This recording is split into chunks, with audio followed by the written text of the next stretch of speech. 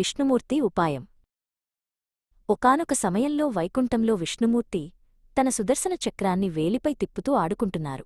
ఆ చక్రం సూర్యుడికంటే 1000 రెట్లు ప్రకాశవంతంగా మెరిసిపోతోంది. అదే సమయానికి బుజ్జి గణపతి విష్ణుమూర్తిని కలవడానికి అక్కడికి వచ్చాడు. గణపతికి ఆ మెరిసే చక్రాన్ని చూడగానే అదొక రుచికరమైన వేడివేడి బంగారు లడ్డూ అనిపించింది. ఆకలిగా ఉన్న గణపతికి ఆ చక్రాన్ని ఎలాగైనా తినాలనిపించింది. తన తొండాన్ని ఆడిస్తూ ఆ చక్రాన్నే ఆశగా చూడసాగాడు. విష్ణుమూర్తి చూస్తుండగానే గణపతి ఒక్క ఉదుటన ఎగిరి ఆ చక్రాన్ని పట్టుకుని లటుక్కున నోట్లో వేసుకున్నాడు.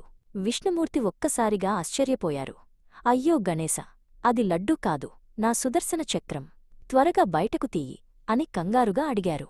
కాని గణపతి మాత్రం బుగ్గలు ఉబ్బించి నవ్వుతూ ఉండిపోయాడు. విష్ణుమూర్తికి ఒక ఉపాయం తట్టింది.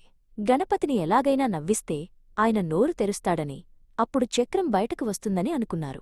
వెంటనే విష్ణుమూర్తి తన 2 చేతులతో చెవులు పట్టుకుని గణపతి ముందు గబగబా గుంజీలు తీయడం, తోపుకరణాలు మొదలుపెట్టారు.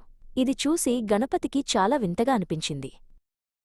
విష్ణుమూర్తి చేస్తున్న ఆ వింత పని చూసి గణపతి తన నవ్వును ఆపుకోలేకపోయాడు.